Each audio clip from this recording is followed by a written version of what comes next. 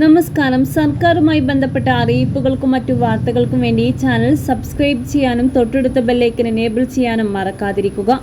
രാജ്യത്തെ മെഡിക്കൽ പ്രവേശന പരീക്ഷയായ നീറ്റിന്റെ പുനഃപരിശോധനയ്ക്ക് മുന്നോടിയായി ടെലിഗ്രാം പ്ലാറ്റ്ഫോമിന് കേന്ദ്ര സർക്കാർ ഏർപ്പെടുത്തിയ താൽക്കാലിക നിയന്ത്രണം ഡൽഹി ഹൈക്കോടതി ശരിവച്ചു.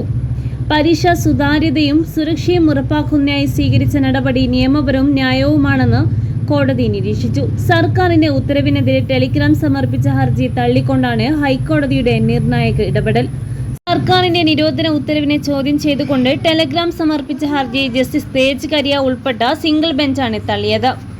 IT ആക്ടിലെ സെക്ഷൻ 69A പ്രകാരമുള്ള സർക്കാരിന്റെ ഈ നടപടി എല്ലാ വശങ്ങളും കൃത്യമായി പരിശോധിച്ച ശേഷമാണ് എന്നും അതിൽ വീഴ്ചകളൊന്നുമില്ല എന്നും കോടതി നിരീക്ഷിച്ചു.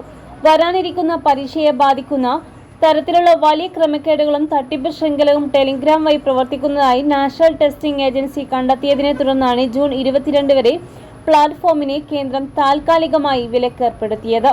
പ്ലാറ്റ്ഫോമിലെ മെസ്സേജ് എഡിറ്റിംഗ് ഫീച്ചർ ജൂൺ 30 വരെ ഇന്ത്യയിൽ റദ്ദാക്കാനും ഇലക്ട്രോണിക്സ് ആൻഡ് ഇൻഫർമേഷൻ ടെക്നോളജി മന്ത്രാലയം നേരത്തെ നിർദ്ദേശിച്ചിരുന്നു. കഴിഞ്ഞ മെയ് മാസത്തിൽ നടന്ന നീറ്റ് പരീക്ഷയുടെ ചോദ്യപേപ്പർ ചോർച്ചയുമായി ബന്ധപ്പെട്ട വലിയ വിവാദങ്ങളും പ്രതിഷേധങ്ങളും രാജ്യത്തുടനീളം ഉയർന്നുനിന്നു. ഇതേ തുടർന്നാണ് റദ്ദാക്കിയ പരീക്ഷ വീണ്ടും നടത്താൻ അധികൃതർ തീരുമാനിച്ചത്. തട്ടിപ്പ് സംഘങ്ങൾ ചോദ്യപേപ്പർ കൈമാറാനും പണം തട്ടാനും ടെലിഗ്രാം വ്യാപകമായി ഉപയോഗിക്കുന്നു എന്ന് ഇന്റലിജൻസ് വിവരങ്ങളുടെ അടിസ്ഥാനത്തിലാണ് പരീക്ഷ അട്ടിമറി പൂർണ്ണമായി ഒഴിവാക്കാൻ സർക്കാർ ഈ കടുത്ത തീരുമാനത്തിലേക്ക് നീങ്ങിയത്.